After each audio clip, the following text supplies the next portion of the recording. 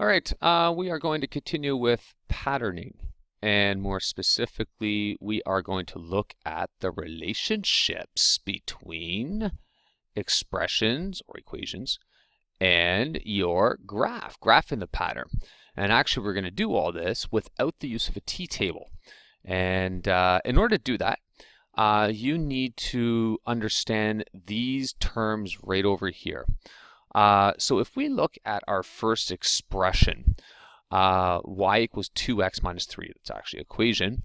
The first number right here, which is a 2, in our equation, that actually represents what is called the coefficient. And all the coefficient is the number that gets multiplied with the variable. So the numbers beside the variable means multiplication. That's coefficient. Now, in the actual graph, your coefficient is actually your slope of your line. And the slope of the line, of course, it's a linear pattern, a linear relationship. The slope of your line is basically how steep it is. So the higher the number, the more steep your line is. The lower the number, the more flat your line becomes.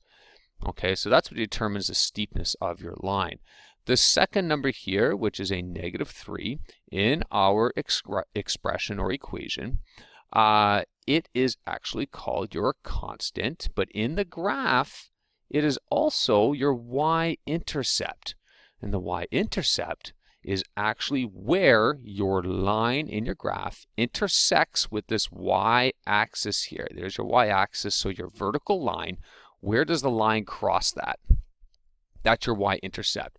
So let's start there. So -3, which would mean your line would pass through -3 on your y-axis. So right here. Then your slope is 2, which would mean as you increase in term numbers, you go up 2 units. So my next dot is right there. Go up 2 units. I don't know why sometimes these things get erased. Go up 1 term number and 2 units. So there we have, we've plotted now 4 dots as we use our slope concept. And then I'm just going to take this guy here, and I will use this as my line.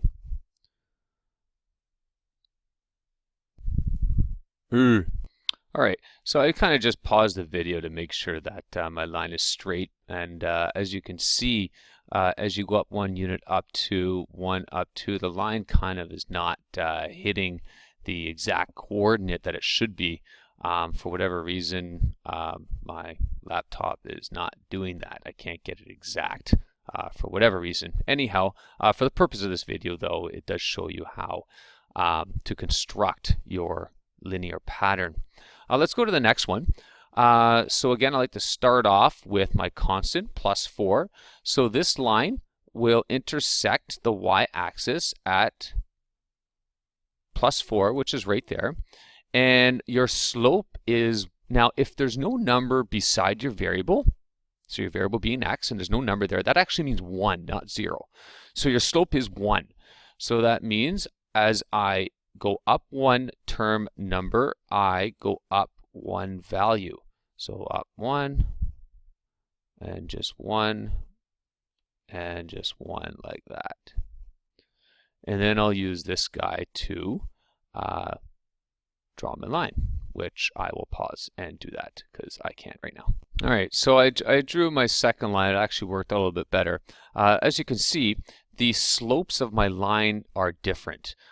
This one down here, the red one, is increasing at a greater rate. This one is slightly a little bit more flat. And as a result, they're going to intersect somewhere around this location here. And again, if you look back at your expression, the 2, the red one, is greater than just 1. So you are actually doubling the slope, so the steepness.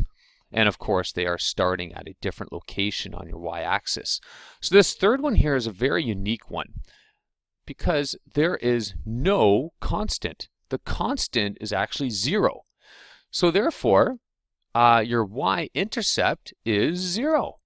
So the line is going to intersect at your origin right here at the 0 point. And again, as you go up one term number, you increase the value by 4. So I go up 1, 1, 2, 3, 4. 1, 1, 2, 3, 4. And I can work my way backwards too. Now I would have to do the reverse. So 1, 1, 2, 3, 4. 1, 1, 2, 3, 4. And there's my line. Let's see if I could do this live. Select that old object. And it's very finicky. And I will, let's see if I can get the exact line to lie right on my ordered pairs. And not too bad. Should go through those grid lines. Again, my dots could be off a little bit though.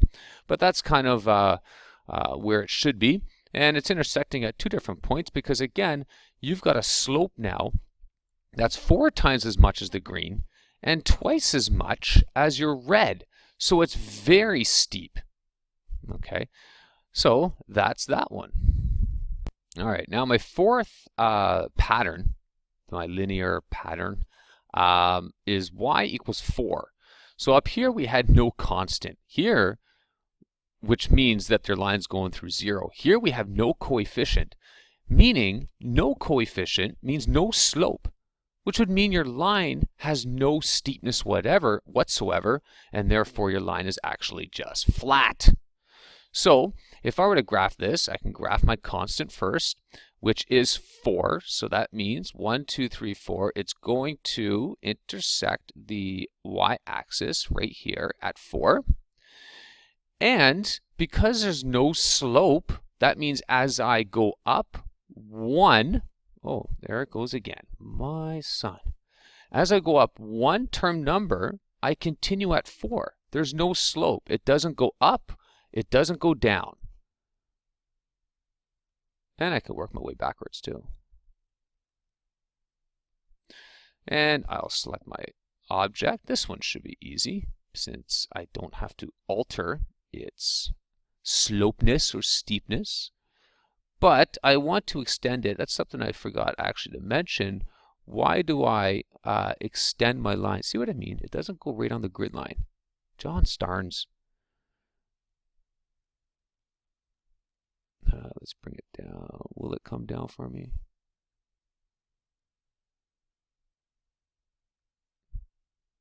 All right, now that I got, by the way, I was just describing why your line keeps getting extended, because again, you're representing a pattern. So you want to be able to make predictions. So with my line there, I can say, you know, at the 6th term, my y value would be 4. With the red line, at the 5th term, my value would be 7, which should be 7 because my lines weren't cooperating. It would be 7. Anyway, so you can make predictions and go in the other way as well. That's why you want to extend the lines. And that's why they're represented, by the way, with arrows at each end as well. So my final one, this one is very unique. First of all, the constant, we have a constant again, which is positive 4. Oh man, this is getting very, very crowded. So there's where my y-intercept is. That's where it's going to cross the y-axis. And then my slope, oh my goodness, it's not just 1. So it's not like you go, when you go up 1 term number, you go up 1. Because it's actually negative 1, your slope is not going up, it's going down. So it's going the reverse direction now. So as you go up 1 term number, you're actually going down 1 value. So you go up 1 term number and 1 value. So you go down and you continue going down again because you're dealing with a negative slope. And if you go the opposite way, you're going the opposite direction, right? Now, if you graph it and you join the dots together, of course, you're going to see why the negative